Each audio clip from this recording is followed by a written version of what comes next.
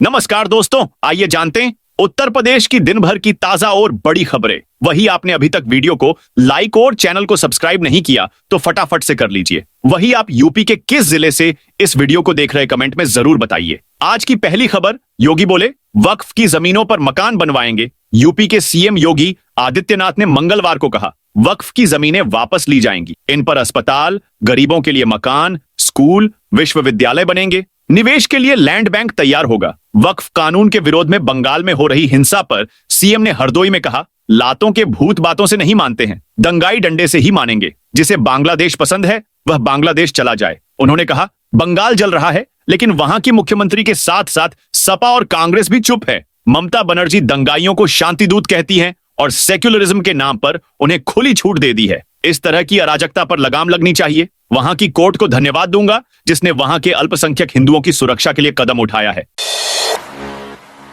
शंकराचार्य अविमुक्तेश्वरानंद बोले जो गाय को काटेगा उसे तलवार से काट दिया जाएगा। हमें बीजेपी से आशा थी कि वो गौ माता को राष्ट्रमाता घोषित करेगी। हमारी उम्मीद अब टूट गई है। अब अगर गाय को कोई कटेगा तो उसे तलवार से काट दिया जाएगा। ये बातें शंकराचार्य स्वामी अविमुक्तेश्वरानंद सरस्वती ने खास बातचीत में कही। उन्होंने सपा सुप्रीमो अखिलेश यादव से भी नाराजगी जाहिर की। कहा अखिलेश को अगर गाय के गोबर में दुर्गंध आ रही है तो भगवान से शायद कोई भूल हो गई होगी। वो अखिलेश को यादव कुल में पैदा किए। अखिलेश को अपने अपने मूल से दुर्गंध आ रही है। उन्होंने अपने बयान से यादवों को शर्मसार कर दिया।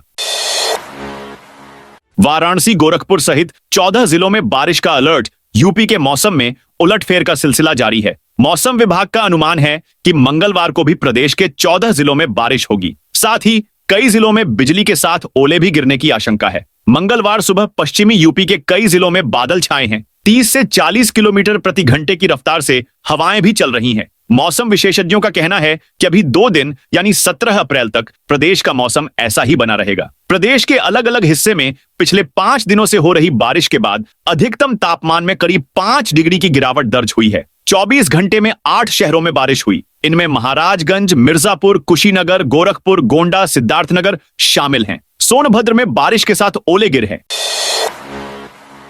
अटाला मस्जिद मंदिर विवाद में 26 मई को अगली सुनवाई। जौनपुर की अटाला मस्जिद विवाद मामले में सोमवार को एडीजे चतुर्थ की अदालत में सुनवाई हुई। मुस्लिम पक्ष ने सुप्रीम कोर्ट के पूजा स्थल अधिनियम का हवाला दिया, जिस पर कोर्ट ने हिंदू पक्ष से वर्तमान स्थिति की जानकारी सुप्रीम कोर्ट से लेने को कहा है। वहीं हिंदू पक्ष ने अदालत में प्रार्थना पत्र दाखिल कर विवादित स्थल पर स्थित मंदिर के आकार में किसी भी प्रकार के बदलाव पर रोक लगाने की मांग की। उनका तर्क है कि इससे मुकदमे की निष्पक्षता बनी रहेगी और पूर्व की स्थिति स्पष्ट रहेगी। कोर्ट ने अगली सुनवाई की तारीख 26 मई तय की है।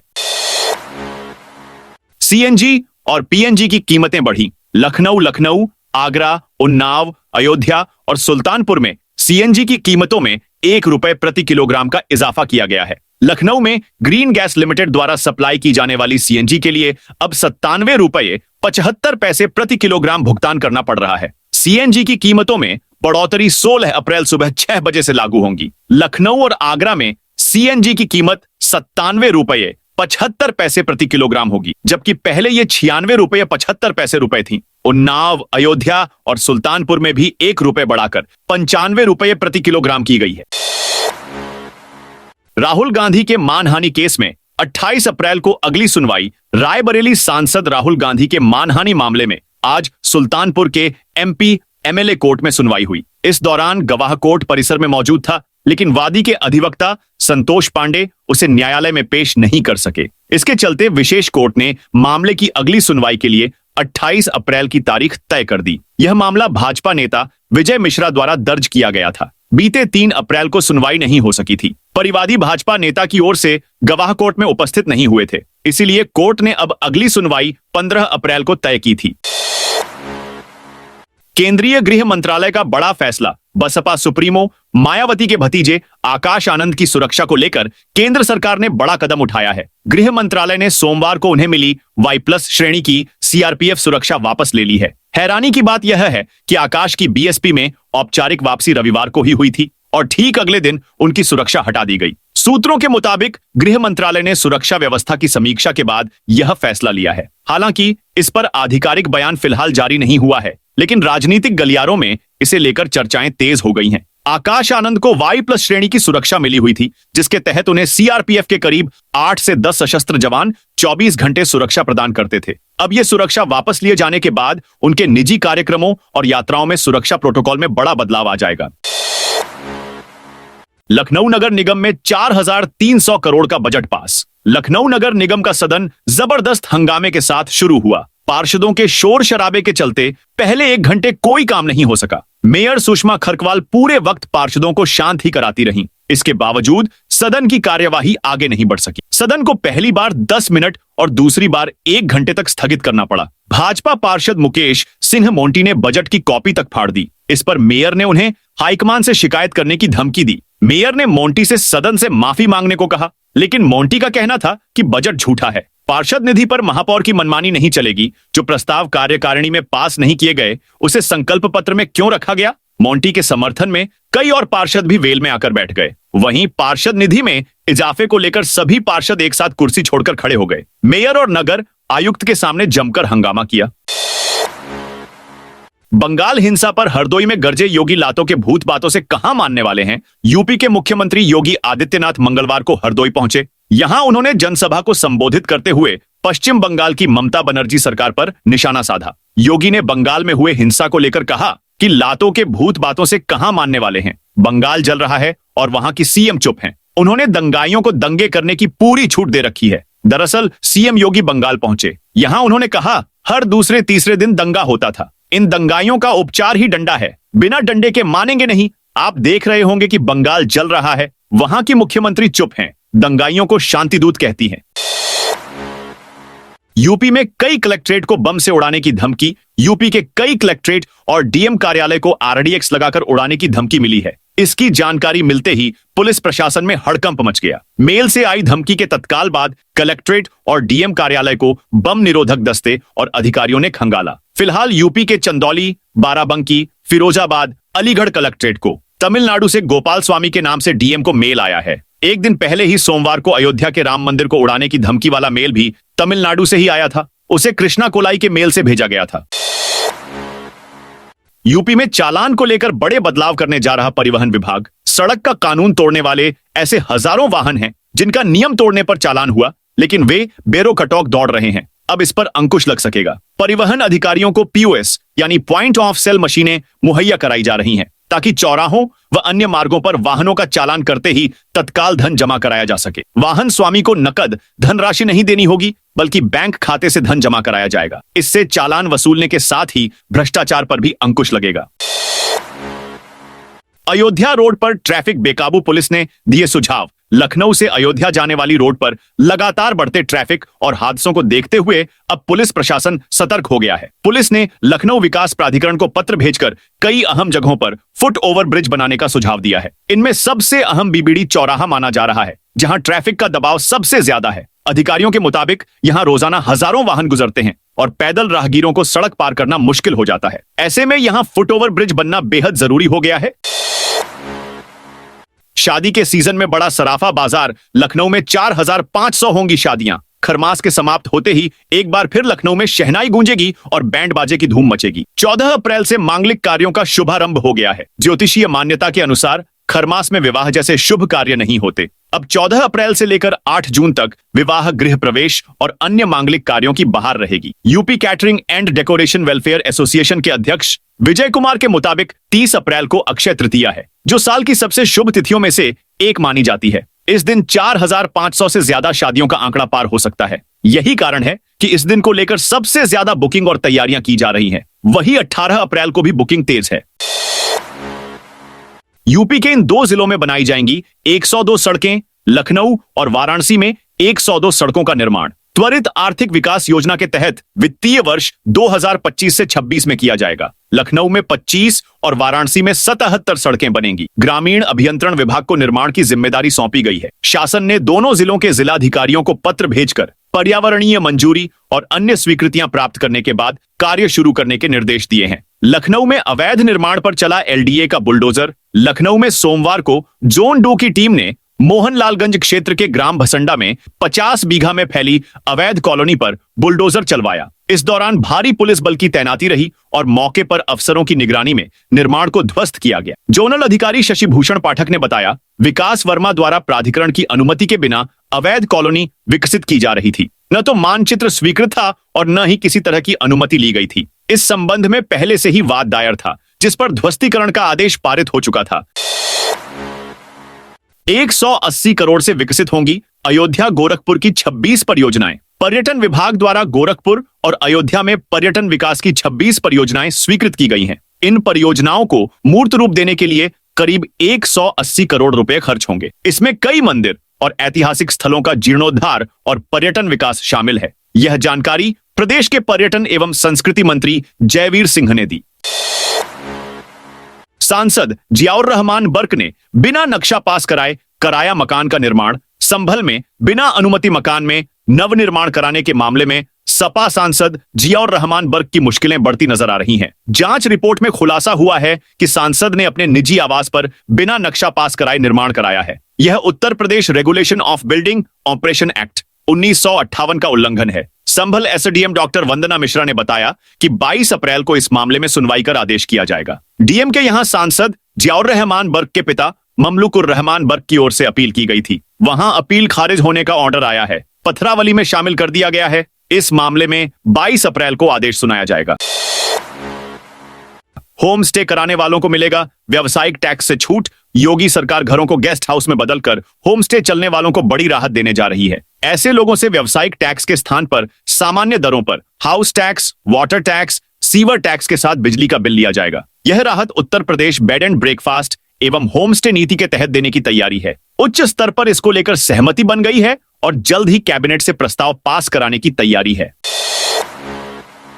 अवैध ई रिक्शा और ऑटो पर चला प्रशासन का डंडा। अयोध्या जनपद में मंगलवार को अवैध रूप से संचालित ई रिक्शा और ऑटो के विरुद्ध सघन अभियान चलाया गया। 15 अप्रैल 2025 को परिवहन विभाग ने रुदौली, रौनाही और रिकाबगंज क्षेत्रों में कार्रवाई करते हुए 27 वाहनों को सीज कर दिया तथा 30 वाहनों का चालान किया गया। यह अभियान ईआरटीओ डॉक्टर आरपी सिंह, यात्री कर अधिकारी रानी सेंगर और राजेश कुमार की उपस्थिति में संचालित किया गया। अधिकारियों ने सड़क पर उतरकर बिना परमिट और नियमों के विरुद्ध चल रहे वाहनों के विरुद्ध सख्त कार्रवाई की। यूपी में आउटसोर्स परिचालकों का होगा म्यूचुअल ट्रांसफर। उत्तर प्रदेश के परिवहन राज्य मंत्री दयाशंकर सिंह ने परिवहन निगम में काम करने वाले आउटसोर्स परिचालकों को बड़ी राहत दी है। अब ऐसे परिचालकों को म्यूचुअल ट्रांसफर की सुविधा मिलेगी। राज्य मंत्री दयाशंकर सिंह ने बताया कि अभी तक आउटसोर्स परिचालकों को सेवा देने वाले कंपनी के माध्यम से तय शर्तों और मापदंडों के अनुसार डिपो स्तर पर नियुक्त किया जाता था और उन्हें वहीं काम करना होता था। लेकिन अब जिन परिचालकों ने कम से कम 6 महीने की सेवा पूरी कर ली है और 30,000 किलोमीटर का संचालन कर लिया है, वे म्यूचुअल ट्रांसफर के पात्र होंगे। अखिलेश और सुमन मुगलों की नाजायज औलाद। यूपी सरकार में कैबिनेट मंत्री रघुराज सिंह ने सपा प्रमुख अखिलेश यादव, रामजी लाल सुमन और पश्चिम बंगाल की सीएम ममता बनर्जी को लेकर विवादित बयान दिया है। उन्होंने कहा कि अखिलेश और रामजी लाल सुमन मुगलों के नाजायज औलाद हैं, जबकि ममता बनर्जी की तुलना ताड़का से की है। भाजपा नेता का यह बयान अब सोशल मीडिया पर तेजी से वायरल हो रहा है। सहारनपुर में बरसात से पहले कराए नालों की सफाई। सहारनपुर में नगर आयुक्त ने कहा कि वर्षा ऋतु से पहले शहर के सभी नालों की सफाई कराएं। एक तय रोस्टर बनाकर सफाई का विशेष अभियान चलाया जाए ताकि बरसात के मौसम में जलभराव की समस्या से नागरिकों को राहत मिल सके। नगर निगम में जन सुनवाई के दौरान नगरायुक्त ने वार्ड 24 स्थित सोफिया हिंदी मीडियम स्कूल के सामने नाले की सफाई को लेकर आए प्रार्थना पत्र पर दिए।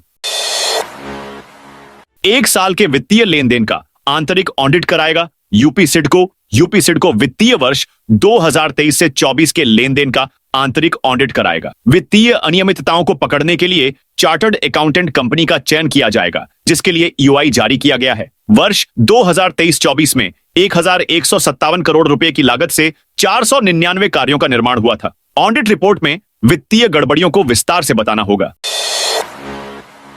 हर्षा की पदयात्रा में बुजुर्ग महिला का डांस। हर्षा रिछारिया ने आज दूसरे दिन अलीगढ़ के साथिनी गांव से पदयात्रा शुरू की। पहले दिन वृंदावन से 40 किलोमीटर की दूरी तय कर वह साथिनी पहुंची। यहां खाटू श्याम मंदिर में रात रुकी। मंगलवार सुबह खाटू श्याम का आशीर्वाद लिया। मोहकमपुर गांव में पदयात्रा पहुंची तो जय श्री राम के जयकारे गूंज उठे। बुजुर्ग महिलाओं ने हर्षा को दुलारा, उन्हें आशीर्वाद दिया। जयकारे लगे तो 80 साल की महिला सरवती झूम उठी।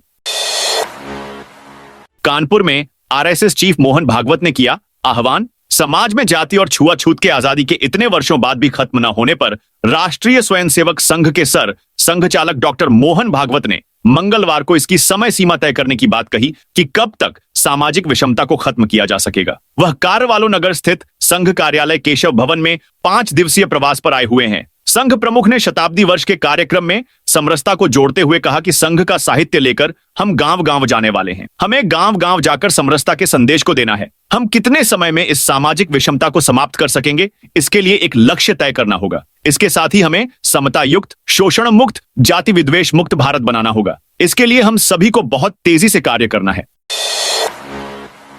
अंबेडकर नगर में 15 दिन में 2257 वाहनों का चालान। अंबेडकर नगर में यातायात व्यवस्था को सुधारने और सड़क दुर्घटनाओं को रोकने के लिए विशेष अभियान चल रहा है। पुलिस अधीक्षक केशव कुमार के निर्देश पर 1 अप्रैल से शुरू हुए इस अभियान में अब तक कई बड़ी कार्रवाई की गई है। 15 अप्रैल को 55 वाहनों का चालान किया गया। अभियान की शुरुआत से अब तक 2257 वाहनों के चालान काटे गए हैं। नियमों का उल्लंघन करने पर 60 वाहनों को सीज किया गया। इनमें 47 ई रिक्शा और ऑटो शामिल हैं। साथ ही 2 बसें, 2 ट्रक, 6 मोटरसाइकिलें, 1 कार और 2 पिकअप वाहन भी सीज किए गए। यूपी में बेटियों की शादी से लेकर छात्रों की पढ़ाई तक सब मुफ्त। योगी सरकार वंचित और पिछड़े वर्ग के उत्थान के लिए मिशन मोड पर कार्य कर रही है। पिछले 8 वर्ष में जहां गरीब वंचित वर्ग की बेटियों की शादी के लिए उनको मुख्यमंत्री सामूहिक विवाह योजना से सर्वाधिक लाभान्वित किया गया है, वहीं इन वर्ग के बच्चों को निःशुल्क शिक्षा और छात्रावास जैसी सुविधाएं दी जा रही हैं। इतना ही नहीं, वंचित वर्ग बहुल ग्राम पंचायतों में आवास, बिजली, पानी और सड़क जैसी सुविधाओं का विस्तार भी सरकार कर रही है। मुख्यमंत्री सामूहिक विवाह योजना के आंकड़ों के मुताबिक अब तक इसका सबसे अधिक लाभ वंचित वर्ग को मिला है। वंचित वर्ग की 2,20,000 से अधिक गरीब परिवारों की बेटियों की शादी योगी सरकार ने कराई है। वहीं पिछड़े वर्ग के 1,30,000 परिवार और अल्पसंख्यक वर्ग के 40,000 से अधिक परिवार इस योजना के लाभार्थी बने हैं। यूपी के बुनकरों के लिए बड़ी खबर। लाभार्थियों को हथकरघा एवं वस्त्रोद्योग विभाग की योजनाओं का लाभ अब आधार सत्यापन के बाद ही मिल सकेगा। इस संदर्भ में हथकरघा एवं वस्त्रोद्योग विभाग ने सभी अधिकारियों को निर्देश जारी कर दिया है। निर्देश में स्पष्ट किया गया है कि अगर किसी लाभार्थी को आधार कार्ड बनवाने में कोई परेशानी हो रही है और उसके आसपास आधार कार्ड बनवाने का केंद्र नहीं है, तो विभागीय अधिकारी आधार कार्ड बनवाने में संबंधित लाभार्थी की मदद करेंगे। चंदौली में बिजली की समस्या से ग्रामीण परेशान। चंदौली जिले के सदर ब्लॉक स्थित मसौनी गांव में बिजली की समस्या से ग्रामीण परेशान हैं। मंगलवार को ग्रामीणों ने बिजली विभाग के खिलाफ प्रदर्शन किया। गांव में वर्षों से 25 केवीए का ट्रांसफार्मर लगा हुआ है। अधिक लोड के कारण बार बार बिजली आपूर्ति बाधित होती है। ग्रामीणों का कहना है कि इससे उनके दैनिक जीवन पर गंभीर असर पड़ रहा है। बच्चों की पढ़ाई भी प्रभावित हो रही है। यूपी में फिर चली तबादला एक्सप्रेस। उत्तर प्रदेश के महाराजगंज जिले की कानून व्यवस्था चुस्त दुरुस्त करने के लिए पुलिस अधीक्षक सोमेंद्र मीना ने सोमवार की रात जनपद के विभिन्न थानों पर लंबे समय से जमे 7 थाना प्रभारियों सहित एक निरीक्षक, 10 उप निरीक्षकों के कार्यक्षेत्र में बदलाव किया है। निचलौल के थानाध्यक्ष गौरव राय, कन्नौजिया व सोहगी बरवा के थानाध्यक्ष सत्य प्रकाश त्रिपाठी को, पुलिस लाइन तथा ठूठीबारी के थानाध्यक्ष राघवेंद्र सिंह को, सम्मन सेल एवं महिला थाना की थानाध्यक्ष राजकुमारी शुक्ला को वन स्टॉप सेंटर में तैनात किया है। बिजली कर्मचारियों को मिला देश भर से समर्थन। उत्तर प्रदेश में बिजली विभाग के निजीकरण के खिलाफ चल रहे आंदोलन को अब देश भर से समर्थन मिलने लगा है। सोमवार को दिल्ली के कॉन्स्टिट्यूशन क्लब में आयोजित अखिल भारतीय सम्मेलन में 20 राष्ट्रीय श्रमिक महासंघों ने एक सुर में निजीकरण की प्रक्रिया को तुरंत रद्द करने की मांग की। सम्मेलन में यह भी चेतावनी दी गई कि यदि यूपी में बिजली कर्मचारियों का उत्पीड़न हुआ तो देश भर के करोड़ों कर्मचारी सड़कों पर उतरेंगे। रोजगार मेले में 22 अभ्यर्थियों को मिला जॉब ऑफर। अलीगंज स्थित राजकीय आईटीआई में मंगलवार को आयोजित रोजगार मेले में 22 अभ्यर्थियों का चयन हुआ। प्लेसमेंट अधिकारी एमआई खान ने बताया कि रोजगार मेले में 5 कंपनियों ने प्रतिभाग किया। कंपनी ने साक्षात्कार के बाद चयनितों को जॉब का ऑफर दिया। चयनित अभ्यर्थियों को कंपनी 13 से 21,000 प्रतिमाह का वेतन और अन्य सुविधाएं देगी। पुराने मामले में कोर्ट में पेश हुए जामा मस्जिद के सदर जफर अली। संभल हिंसा मामले में जेल बंद जामा मस्जिद के सदर जफर अली को मंगलवार को एक पुराने मामले को लेकर कोर्ट में पेश किया गया। दरअसल सदर जफर अली पर जामा मस्जिद की सीढ़ियों पर एसआई के बिना अनुमति के रेलिंग लगाने के मामले में मुकदमा दर्ज कराया गया था। मस्जिद कमेटी के द्वारा मस्जिद के मुख्य द्वार की सीढ़ियों पर रेलिंग लगाई गई थी। इस मामले में एएसआई ने वर्ष 2018 में मस्जिद कमेटी के खिलाफ मुकदमा दर्ज कराया था। इस मुकदमे में पुलिस ने मस्जिद कमेटी के खिलाफ चार्जशीट फाइल कर दी थी। राजस्थान के डिजिटल अरेस्ट मामले में सीबीआई का कई राज्यों में एक्शन। राजस्थान के डिजिटल अरेस्ट केस में सीबीआई ने ऑपरेशन चक्रवी के तहत यूपी के मुरादाबाद और संभल, महाराष्ट्र के मुंबई, राजस्थान के जयपुर और पश्चिम बंगाल के कृष्णानगर में 12 स्थानों पर एक साथ व्यापक छापेमारी की। हाल ही में हुए इस एक्शन में डिजिटल अरेस्ट मामले में शामिल होने के आरोप में कुल 4 लोगों को गिरफ्तार किया गया है। इसमें 2 आरोपी मुरादाबाद और 2 मुंबई से गिरफ्तार किए गए हैं। मंगलवार को साझा किए गए एक प्रेस नोट में वरिष्ठ सीबीआई अधिकारियों ने इसकी पुष्टि की। इन गिरफ्तारियों से डिजिटल अरेस्ट जैसे अपराधों को अंजाम देने वाले संगठित सिंडिकेट का पर्दाफाश हुआ है। राजस्थान के जिस मामले में यह एक्शन हुआ है उसमें पीड़ित को 3 महीने तक डिजिटल अरेस्ट रखकर 7 करोड़ 67 लाख रुपए की वसूली की गई थी। रामजी लाल सुमन का फिर विवादित बयान सामने आया है। राणा सांगा विवाद के बीच सपा सांसद रामजी लाल सुमन का फिर विवादित बयान सामने आया है। आगरा में पार्टी कार्यालय पर जयंती समारोह में सुमन ने सख्त तेवर दिखाए। उन्होंने कहा कि गड़े मुदम मत उखाड़ो वरना भारी पड़न जाएगा। उन्होंने कहा कि अगर मुसलमानों में बाबर का डीएनए है तो तुम्हारे अंदर किसका है, जरा यह तो बता दो। सुमन ने ऐलान कर दिया कि 19 अप्रैल को पार्टी अध्यक्ष अखिलेश यादव आगरा आ रहे हैं। मैदान तैयार है, 2-2 हाथ होंगे। फायर ब्रिगेड की टीम ने WTT के 7,000 कर्मचारियों को दिए टिप्स। राष्ट्रीय अग्निशमन सेवा सप्ताह के दौरान व्यक्तियों और संगठनों को आग की आपात स्थितियों के लिए तैयार करने के लिए world trade tower sector 16 Noida में फायर मॉक ड्रिल का आयोजन किया गया। इस आयोजन का मुख्य उद्देश्य आपातकालीन स्थितियों से निपटने के लिए इन हाउस टीम का आत्मविश्वास बढ़ाना है। इस तरह की मॉक ड्रिल से प्रतिभागियों को निकासी प्रक्रियाओं, अग्नि सुरक्षा उपकरणों के उपयोग और आग लगने के दौरान तुरंत प्रतिक्रिया करने के तरीके को समझने में मदद मिलती है। रेलवे ने जारी किया बड़ा अपडेट। इस 2 दिनों तक कई ट्रेनें रहेंगी रद्द। निर्माण कार्य के कारण कई ट्रेनें 20वीं और 21 अप्रैल को रद्द रहेगी। कई ट्रेनों को झांसी मंडल में 30 से 100 मिनट तक रोका जाएगा। वहीं कई के समय में परिवर्तन किया गया है। भीमसेन से गोविंदपुरी खंड के बीच स्टील गर्डर के स्थान पर पीएसएससी स्लैब डालने का काम होना है। इस कारण कई ट्रेनें रद्द की जाएंगी। झांसी मंडल के जनसंपर्क अधिकारी मनोज कुमार सिंह ने बताया कि यात्रा से पूर्व यात्री संबंधित तिथि की ट्रेन की स्थिति की जानकारी रेलवे की वेबसाइट या एनटीएस ऐप पर अवश्य कर लें। आगरा में शाहजहां की कब्र पर गंगाजल चढ़ाने का दावा। ताजमहल में शाहजहां की कब्र पर गंगाजल चढ़ाने का दावा करने वाला एक वीडियो सोशल मीडिया पर वायरल हो रहा है। मुजफ्फरनगर के गौरव चौहान ने फेसबुक पर 5 मिनट से अधिक समय का वीडियो पोस्ट किया है जिसमें वह बोतल से ताजमहल में जगह जगह पानी छिड़कते नजर आ रहे हैं। उसका दावा है कि उन्होंने गंगा जल से ताजमहल को पवित्र किया है। प्रयागराज में जल संकट होगा। दूर नए ट्यूबवेल से 15,000 घरों को मिलेगा शुद्ध पानी। प्रयागराज नगर निगम ने जल आपूर्ति को बेहतर बनाने की दिशा में बड़ा कदम उठाया है। मंगलवार को महापौर गणेश केसरवानी ने वार्ड 99 के यमुना बैंक रोड स्थित चौखंडी क्षेत्र में ट्यूबवेल के रिबोर कार्य का शिलान्यास किया। इस ट्यूबवेल से क्षेत्र के करीब 15,000 घरों को शुद्ध पेयजल मिल सकेगा। यह क्षेत्र लंबे समय से पेयजल संकट से जूझ रहा था। नगर निगम का लक्ष्य है कि शहर का कोई भी हिस्सा जल संकट का सामना न करे।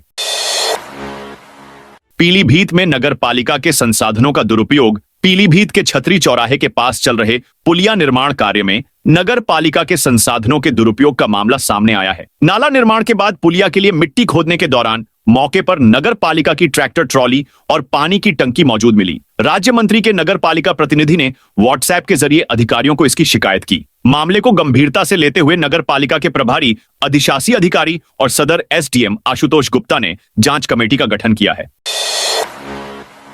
केशव बोले, अखिलेश का फूट चुका है। पीड़िए का गुब्बारा। आज दूसरे दिन भी मंगलवार को डिप्टी सीएम केशव प्रसाद मौर्य प्रयागराज में रहे। लखनऊ रवाना होने के पहले वह चंद्रशेखर आजाद सर्किट हाउस में जनता दरबार में जनता की समस्याओं से अवगत हुए और उनके समस्याओं के निराकरण के लिए विभागीय अधिकारियों को निर्देशित किया। इसके पूर्व उन्होंने कार्यकर्ताओं से भेंट किया और कहा कि आगामी होने वाले जिला पंचायत और 2027 में होने वाले विधानसभा चुनाव की मजबूती के साथ तैयारी करें। विधानसभा चुनाव 2027 में सपा के अखिलेश यादव अपनी पार्टी का सूपड़ा साफ होने की आशंका से बौखला चुके हैं। इस कारण वह अनर्गल बयान देकर सामाजिक ताना बाना तोड़ने का कुत्सित प्रयास कर रहे हैं। उनकी अपनी यह नीति भी उनकी पार्टी के लिए भस्मासुर साबित होगी, यह तय है। सपा का फर्जी पीडीए का गुब्बारा फूट चुका है। दोस्तों, यह थी उत्तर प्रदेश की दिन भर की ताजा और बड़ी खबरें। जय हिंद, जय भारत।